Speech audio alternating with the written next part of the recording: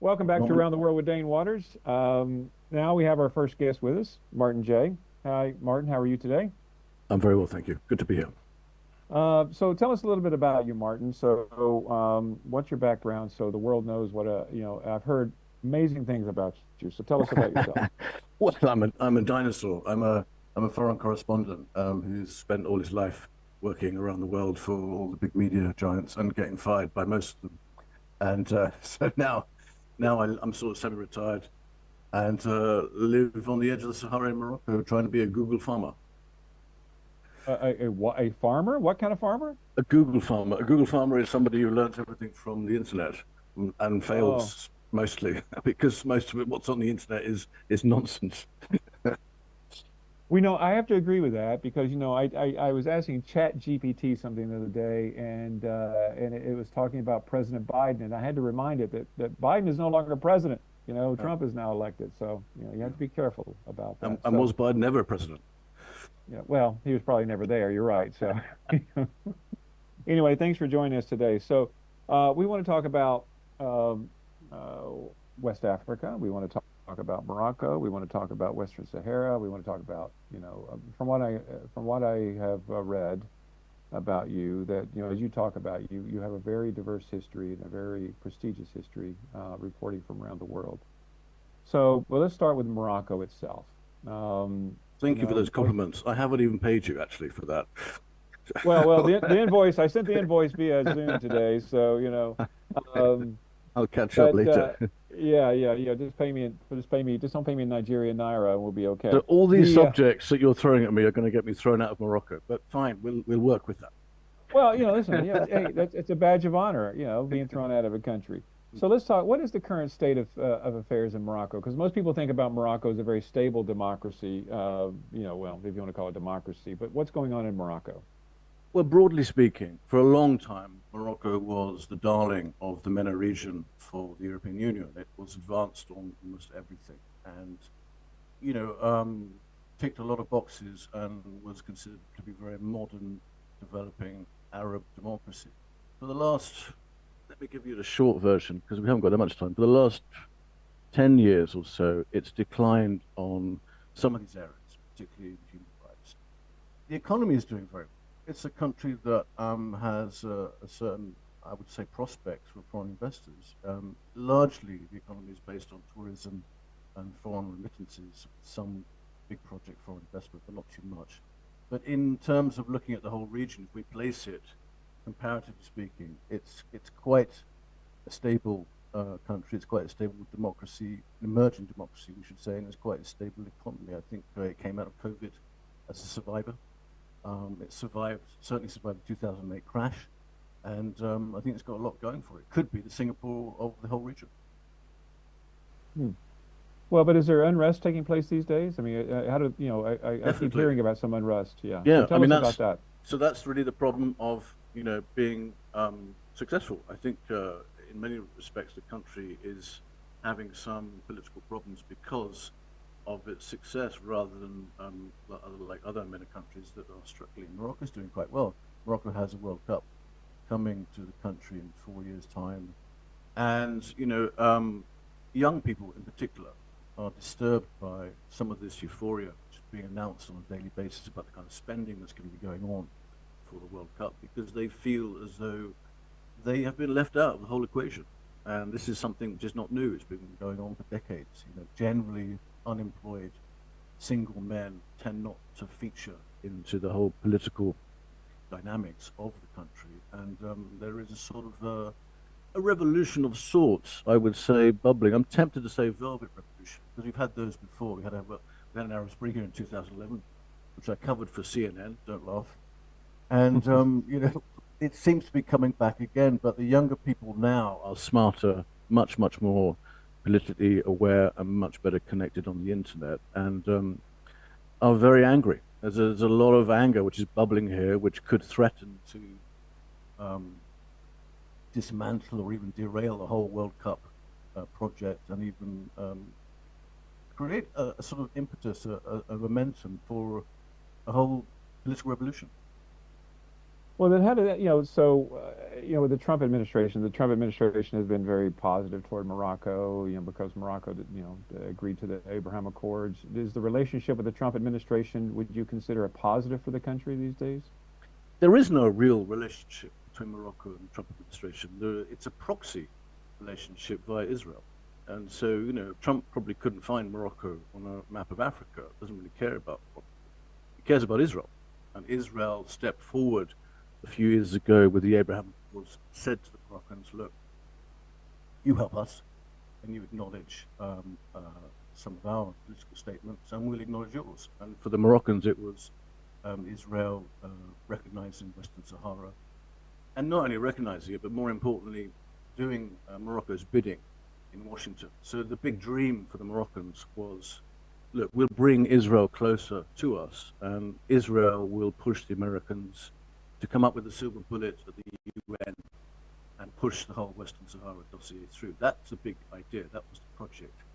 I'm not sure we're getting there.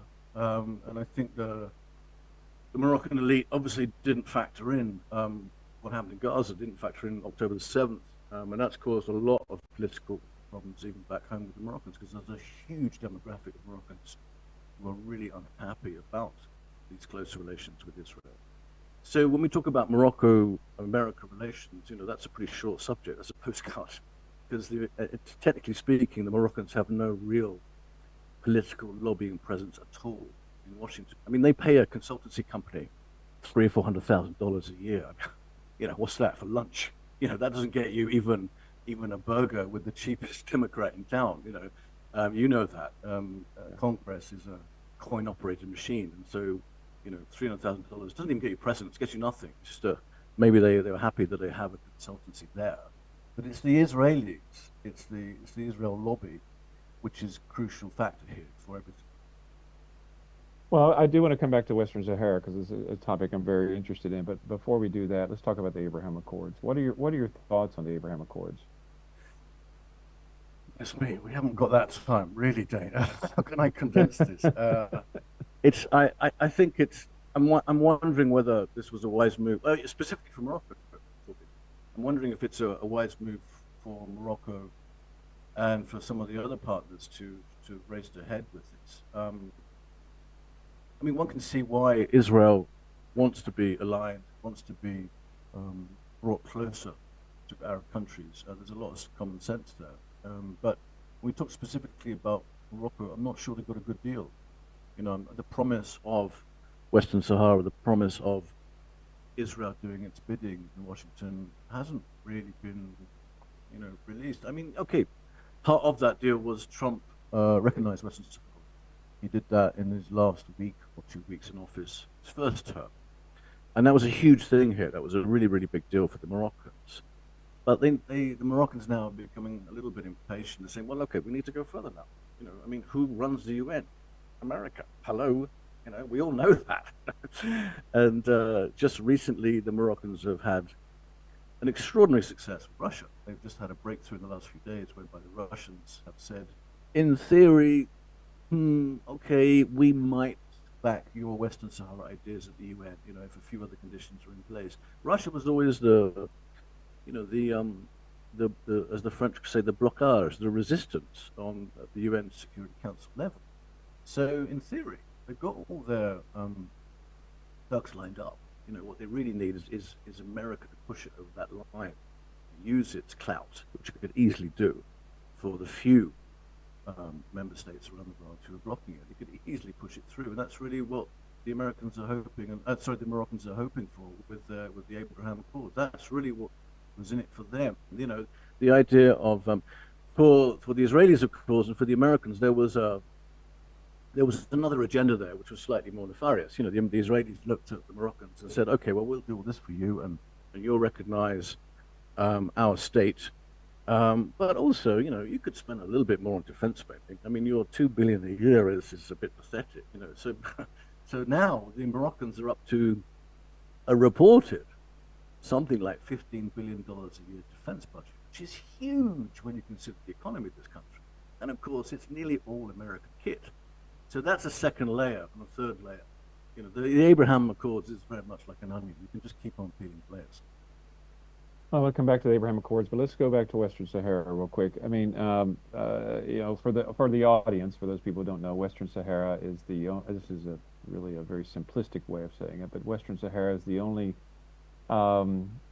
place in Africa that did not gain its independence after the decolonization in Africa earlier last century. But and it's been a constant fight. Do you think that if Morocco gets its way, and it basically takes over all of Morocco, do you think the Polisario will decide to get more active again, and maybe there'll be some terrorism that takes place? The critical factor will be Putin, Russia. They will do what Russia tells them to do, and if Russia indicates that it's not worth their while to carry on this campaign, but actually to look to Morocco, to do some deals with Morocco, to create a corridor to the Atlantic, which could easily be done. Um, I mean, we've got an arms race here. Are you talking about a country of, I mean, $15 billion a year on arms that Morocco doesn't really need? Morocco doesn't need F-35s. Christ's sake, what are you going to do with F-35s? Where's the war? You know, Yeah. you could even argue that the West doesn't need F-35s, but I don't see how this arms race is benefiting neither the Algerians or the Moroccans. There's been a reported breakthrough by the Americans who have said they think they've got Witkoff and a few of his cabal have said that they think they've got some sort of a deal with the Algerians. I'm skeptical. We'll have to see what it is. But if we can break this Algeria-Morocco tension and we can get a deal in Western Sahara, all that money could be directed to startups for investment, for healthcare, roads, schools, hospitals, you name it. But I think F-35s, Morocco doesn't need F-35s. No, the amount of money that you could, if you didn't buy those F-35s, you could basically take care of everyone in the Western Sahara, is what you could do. So if you didn't even buy those. So what is the long-term, just so I'm clear on this, what is the long-term plan for Western Sahara among the Moroccans? Is it to annex it, to make it part of Morocco? Is it to make it it's not going to be a sovereign nation. So what is the long-term plan? Well, it will be. I think it will be a sovereign nation. It'll be a sovereign nation in exactly the same way that Wales is to many people in Britain a sovereign nation. It will have an independent border, it will have its own assembly, it will have its own members of parliament, its own flag, and probably its own national anthem. But in all ways important, it'll still be part of Morocco. That's really the idea. So you need to keep all these people happy geopolitically around the world, but you also need to keep indigenous people happy there. And I think the semi-autonomous plan is quite smart. I mean, it's in many ways it's an incredibly boring subject, diplomatically speaking. The diplomats have got this phrase, this terminology, which I can't even remember. It's so boring. But there is this sort of standard printout, which I think they circulate amongst themselves, where they say Morocco's Western Sahara plan is credible, it's feasible, and they have all these buzzwords which they all repeat. But what they don't say, what Moroccan press never ever points out, is when you talk about Britain supporting Western Sahara, France, or Spain, there's always one single, tiny, tiny, tiny little line buried in the text from those EU member states, particularly, which says we support Morocco with its credible Western Sahara semi-autonomy plan, as long as indigenous people go along with it, and that's code for as long as there's a referendum. And this is why skeptical old journalists like me, who've got the grey hairs, which you pointed out, you're very kind, get you for that later. At least you have hair. Because this is you have hair. I I don't. wasn't going to Okay. say that. I wasn't because that would be Yeah. too cruel. Too low hanging fruit. But I'm skeptical old grey buzzers like me who look at the detail, look at that and say, well, then that's just stuck in the mud then.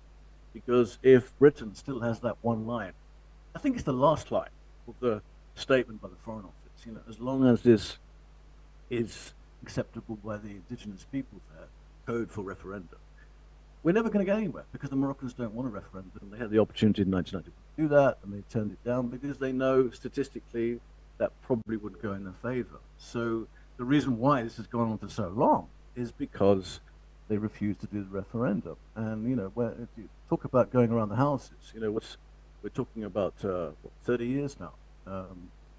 More than 30 years. My maths is terrible. So the idea of this silver bullet from the Americans is the big dream, and we are edging towards it. No question about it. But it's it's critical the role that Israel plays in lobbying on behalf of the Trump administration. So all these things are linked. Even Gaza is linked. Even deals, they're all linked to keeping Morocco on board, keeping Israel as its lobbying partner, keeping defense spending up to keep the Americans happy, keeping the Abraham Accords, recognizing the state of Israel and the occupied territories, and recognizing Western Sahara as Moroccan's true sovereignty. Listen, there's so much we can talk about here. So let's go real quick to the Abraham Accords. Many people argue that the reason October 7th happened was because Saudi Arabia was hedging on recognizing Palestinian state, and while it discussed the possibility of joining the Abraham Accords. I mean, what's your take on Gaza and what's going on there? Well, you're not going to like it. I'm sorry. I know that your views I on might. Israel. You never You know. know, You never you know. know. I'm deeply skeptical about October the 7th. I mean, people are going to call me a conspiracy theorist, but I think it was planned. I think Netanyahu knew about it for a long time beforehand, and there's a very similar parallel there to what happened in 9/11 in New York. I think the Netanyahu knew what was going on. I think he even encouraged it. I think it was a perfect pretext to launch what's going on today, which is not a war. Let's not call it a war. It's a genocide. It's ethnic cleansing. I think this is all part of the bigger plan. I can't believe that that so many soldiers were moved out the day before along the border. I can't believe that so much CCTV footage is missing. I can't believe, so many of these extraordinary, and the killing of Israelis, by idea forces, moving in bodies, the amount of helicopter gunfire. All of these awkward facts don't really stand up the October the 7th idea based on the Western narrative that it was just an isolated incident. There was nothing for it. I mean, we don't have journalists anymore in the West. Our journalists in Britain are just hopeless. You can't even call them wordsmiths.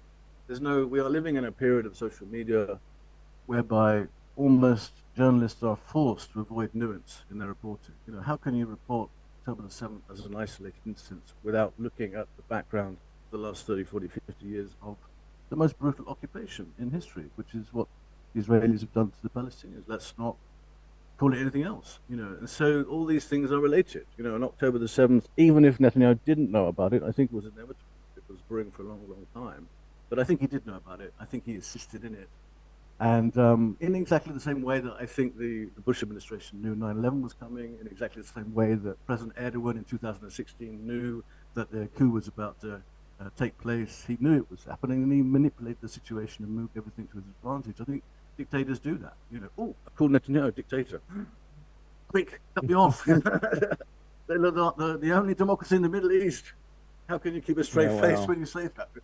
Yeah, I know. It's, how we define democracy these days is very, very, very loose. But I would also argue, that a lot of people have to understand that, Netanyahu specifically, the Israelis specifically, wanted to keep the Palestinian Authority out of Gaza. They did not want joint governance of the West Bank and Gaza because a divided West Bank and Gaza made it even more difficult for there to be a two-state solution. So I'm not jumping on the conspiracy bandwagon yet, yet is the key word. But I do believe that.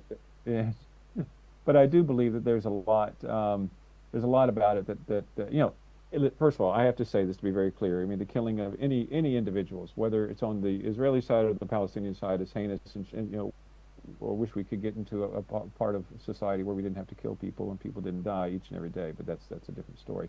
Real quick before we go, because we only have a minute left, what do you think is the greatest risk in the Middle East these days? And what do you, if you had to look 5 years in the future, what would you say where the Middle East would be?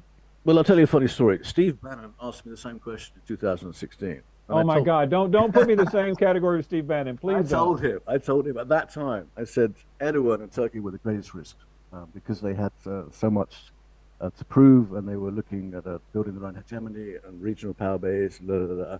2 weeks later, a Saudi newspaper interviewed Bannon, and he was asked the same question, and he repeated verbatim what I told him.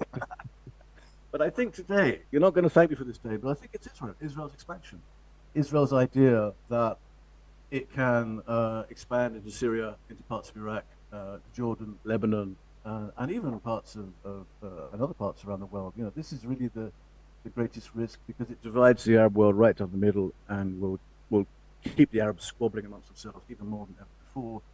And it's totally untested. The thing about Israel and Netanyahu is they don't have long-term strategies. They don't think long-term. It's so weird. You'd think that regional power would, but I think the biggest threat now, is, I've been writing about it today, is this inevitable war with Iran, which is probably weeks away.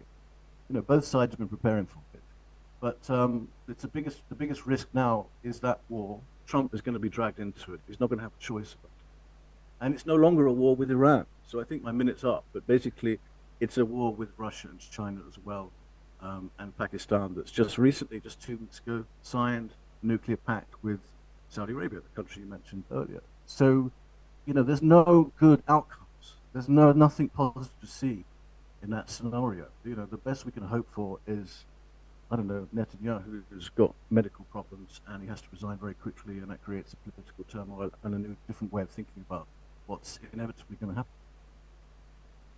Well, Was that Martin, 60 listen, it's been seconds? there was more than 60 seconds, but listen, it was great. And listen, I really enjoyed this conversation. I really wish we had more time, and I hope I can get you back on the show again in the future. But thanks for your time, Martin. Okay. With pleasure. Cheerio. Thanks for being with me. Let's take a quick break, and we'll be back with our next guest.